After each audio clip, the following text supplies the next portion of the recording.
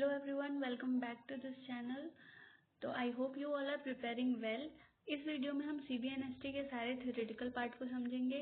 ज़्यादातर इसमें numerical questions आते हैं, पर कभी कभी PYQs में हमने देखा है कि थ्योरेटिकल पोर्शन भी आ जाता है। तो जहाँ पॉसिबल होगा हम उसको थॉरली पढ़ेंगे।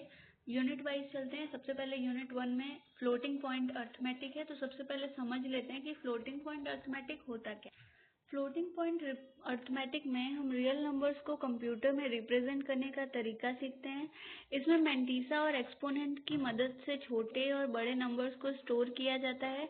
नॉर्मलाइजेशन से नंबर को स्टैंडर्ड फॉर्म में लाया जाता है ताकि कैलकुलेशन एक्यूरेट हो सके। फ्लोटिंग पॉइंट रिप्रेजेंटेशन में कुछ पिटफॉल्स जैसे कि overflow, underflow, rounding errors, truncation errors होते हैं, जिनसे क्या होता है कंप्यूटेशन में गलतियां हो सकती हैं। उनके बारे में हम आगे पढ़ेंगे।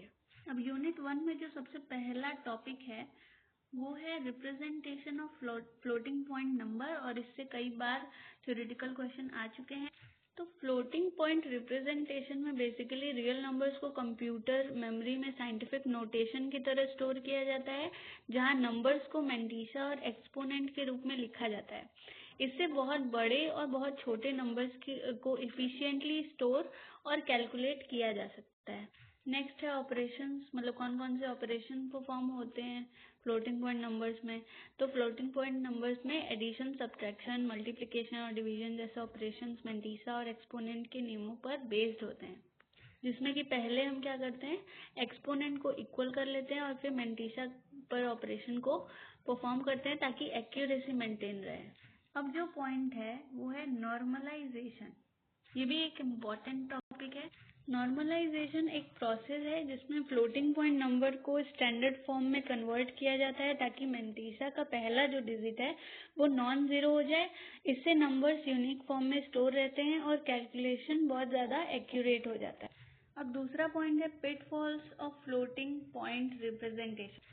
फ्लोटिंग पॉइंट नंबर्स को रिप्रेजेंट करते समय बहुत सारे प्रॉब्लम्स आते हैं, जैसे अंडरफ्लो हो जाता है, ओवरफ्लो हो जाएगा, ट्रंकेशन एरर आएगा, राउंडिंग एरर आएंगे, और यही एरर्स जो कैलकुलेशन में छोटी छोटी इनएक्यूरेसीज को इनएक्यूरेसीज ला देते हैं। और लास्ट टॉपिक है इस यूनिट का एरर्स इन न्यूमेरिकल कंप्यूटर। और यही जो एरर्स होते हैं, छोटे छोटे एरर्स जैसे rounding error, truncation error, approximation error, ये धीरे धीरे एक्यूमुलेट होकर बड़ा डिफरेंस कर देते हैं। इसीलिए न्यूमेरिकल मेथड में एरर एनालिसिस बहुत इम्पोर्टेंट होती है। इसी यूनिट का दूसरा पार्ट है हमारे पास इटरेटिव मेथड्स। अब इटरेटिव मेथड्स क्या है? इटरेटिव मेथड एक सिंपल रूट फाइंडिंग टेक्निक है जिसमें फंक्शन के साइन चेंज वाले इंटरवल को बार बार बीच में हाफ किया जाता है और उसी नए इंटरवल में रूट खोजा जाता है, जिससे solution step by step accurate हो जाता है। दूसरा है रेगुलर फाल्सी मेथड, इसको हम फॉल्स पोजीशन मेथड भी बोलते हैं। ऐसे ही हमारे पास न्यूटन रैप्सन मेथड भी है। ये पूरे न्यूमेरिकल मेथड्स हैं, तो इनको थ्योरी की कोई ज़रूरत नहीं है। इनका एल्गोरिदम हम शॉर्ट्स में कभी मतलब 1-2 दिन में पढ़ लेंगे। यूनिट 2 है साइमल्टेनियस लीनियर इक्वेशन। इसमें अगर थ्योरेटिकल पार्ट में इम्पोर्टेंट क्वेश्चन की बात करें तो पाइवोटिंग है। तो पाइवोटिंग क्या होती है? पाइवोटिंग न्यूमेरिकल स्टेबिलिटी बढ़ाने की एक टेक्निक होती है जिसमें सबसे बड़ा एलिमेंट पाइवोट पोजीशन पे लाया जाता है, और इससे डिवीजन एरर कम होते हैं और सॉल्यूशन बहुत ज़्यादा एक्यूरेट हो जाता है। अब बात करते हैं इल कंडीशन की। इल कंडीशन क्या होता है? इल कंडीशन जो सिस्टम होते हैं वो ऐसे सिस्टम्स होते हैं जहाँ कोएफिशिएंट ऑफ में स्लाइड बदलाव भी सॉल्यूशन में बहुत बड़ा बदलाव कर देता है। इससे जो न्यूमेरिकल मेथड है वो अनस्टेबल रिजल्ट दिखा सकते हैं। और वेल कंडीशन क्या होती है? जब हम कोएफिशिएंट में स्लाइड बदलाव करते हैं फिर भी सॉल्यूशन में बहुत ज़्यादा बदलाव नहीं आए, तो हम उसको क्या बोलेंगे कि वो वेल कंडीशन है। और अगर बहुत ज़्यादा डिफरेंस आ रहा है तो वो क्या है? इल कंडीशन। अब रिफाइनमेंट ऑफ सॉल्यूशन क्या होता है? रिफाइनमेंट में पहले मिले हुए अप्रोक्सीमेट सॉल्यूशन को दोबारा इक्वेशन में डालकर एरर निकाला जाता है और फिर करेक्शन जोड़कर सॉल्यूशन को और ज़्यादा एक्यूरेट बनाया जाता है। अब हम आते हैं अपने यूनिट 3 पे, क्योंकि यूनिट 2 में और कुछ है नहीं ऐसा थ्योरेटिकल पार्ट। यूनिट 3 में है इंटरपोलेशन एंड अप्रोक्सीमेशन। यूनिट 3 में ऐसा कोई थ्योरेटिकल क्वेश्चन नहीं है, तो हम आ जाते हैं अपने यूनिट 4 पे, जो कि है स्टैटिस्टिक्स। अब ये जो यूनिट है और इसका जो पहला टॉपिक है, इससे बहुत बार क्वेश्चन आ चुके हैं पीवाईक्यूज में, तो इसको हम थोड़ा डिटेल में पढ़ने वाले हैं। सबसे पहले जानते हैं स्टैटिस्टिक्स क्या होता है। तो स्टैटिस्टिक एक ऐसा सब्जेक्ट है जिसमें हम डेटा को कलेक्ट करते हैं, उसको अरेंज करते हैं, एनालाइज करते हैं और उसका मीनिंग समझते हैं ताकि हम बेटर डिसीजन ले सकें। सिंपल वर्ड्स में स्टैटिस्टिक्स मींस डेटा को इंफॉर्मेशन में कन्वर्ट करना। अब देख लेते हैं कि स्टैटिस्टिक्स इम्पोर्टेंट क्यों है डिसीजन मेकिंग के लिए, यानी पहला जो टॉपिक है statistics and its role in decision making.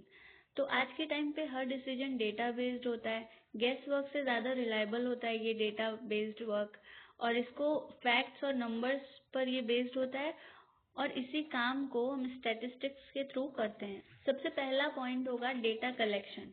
Statistics में हमें सिखाया जाता है कि डेटा कैसे कलेक्ट किया जाए, सर्वे, ऑब्जर्वेशन या एक्सपेरिमेंट के थ्रू।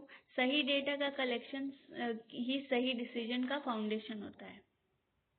दूसरा है डेटा ऑर्गेनाइजेशन। अब हमने डेटा कलेक्ट कर लिया, अब उसे ऑर्गेनाइज वे में रखना होगा।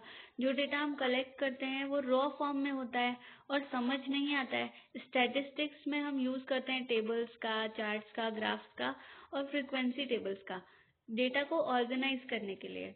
इससे डेटा क्लीन हो जाता है और रीडेबल भी बन जाता है। तीसरा पॉइंट है डेटा एनालिसिस। तो डेटा एनालिसिस थर्ड पॉइंट, इसमें हम क्या करते हैं, ऑर्गेनाइज करने के बाद एनालाइज करने का काम करते हैं। जैसे mean, median, mode, variance, correlation.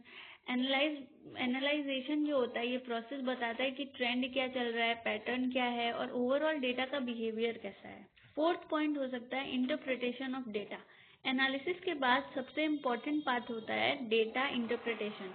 यहाँ हम समझते हैं कि डेटा हमें क्या मैसेज दे रहा है। फॉर एग्जाम्पल, बिजनेस ग्रोथ हो रही है या डिक्लाइन हो रहा है बिजनेस, स्टूडेंट्स का परफॉर्मेंस कैसा है, तो ये सब हम इंटरप्रेट करते हैं डेटा को, तब हमें पता चलता है। फिफ्थ पॉइंट है scientific decision making. Statistic decision making को साइंटिफिक बनाता है, यानी डिसीजन गेस पर नहीं होते हैं बल्कि प्योर डेटा और फैक्ट पर बेस्ड होते हैं। इससे डिसीजन एक्यूरेट होते हैं, लॉजिकल और अनबायस्ड हो जाते हैं। सिक्स पॉइंट हो सकता है future prediction. Statistics past data को यूज करके फ्यूचर का अंदाजा लगाता है, जैसे sales forecasting, demand prediction, weather prediction, student performance prediction, सब स्टैटिकल टूल से पॉसिबल होता है। लास्ट पॉइंट हो सकता है it is used in every field, यानी स्टैटिस्टिक्स का यूज हर फील्ड में होता है। Business, economics, education, marketing, health sector, social science, सब जगह अब डेटा बेस्ड डिसीजन लिए जाते हैं, तो स्टैटिस्टिक्स का यूज अब हर जगह होता है। अब हमारे पास नेक्स्ट पॉइंट है internal and external source of data. अगर हम इंटरनल डेटा की बात करें तो ये ऑर्गेनाइजेशन के अंदर से आता है, जैसे कि रिकॉर्ड्स, रिपोर्ट्स, जबकि एक्सटर्नल डेटा बाहर से कलेक्ट किया जाता है, जैसे सर्वे, गवर्नमेंट रिपोर्ट्स, रिसर्च पेपर्स। तो अब हम आ चुके हैं अपने फिफ्थ यूनिट पे, जो कि है कोरिलेशन। कोरिलेशन का जो पहला टॉपिक है वो है significance of study of correlation, यानी कोरिलेशन को पढ़ने का इम्पोर्टेंस क्या, मतलब हम क्यों पढ़ते हैं कोरिलेशन। कोरिलेशन बताता है कि दो वेरिएबल्स कितने स्ट्रांगली जुड़े हुए हैं, जिससे कि प्रेडिक्शन और एनालिसिस दोनों आसान हो जाते हैं। अगर हम इसके टाइप्स की बात करें तो ये पॉजिटिव, नेगेटिव और जीरो हो सकता है। पॉजिटिव में दोनों वेरिएबल साथ बढ़ते हैं, नेगेटिव में एक बढ़ता है तो दूसरा घटता है और वाइस वर्सा। अब हम आते हैं नेक्स्ट टॉपिक पे, जो कि है simple, partial and multiple correlation. Simple correlation दो वेरिएबल्स का रिलेशनशिप होता है। पार्शियल कोरिलेशन तीसरे वेरिएबल के इफेक्ट से हटाकर रिलेशन निकाला जाता है, और जो मल्टीपल कोरिलेशन होता है वो कई वेरिएबल्स के कंबाइंड रिलेशंस को बताता है। अब ये भी एक इम्पॉर्टेंट टॉपिक है, difference between correlation and regression analysis. तो जो कोरिलेशन होता है ये दो वेरिएबल के बीच के रिलेशनशिप की स्ट्रेंथ और डायरेक्शन बताता है, जबकि जो रिग्रेशन है दो वेरिएबल्स के बीच कॉज इफेक्ट रिलेशनशिप बताता है और प्रेडिक्शन करता है।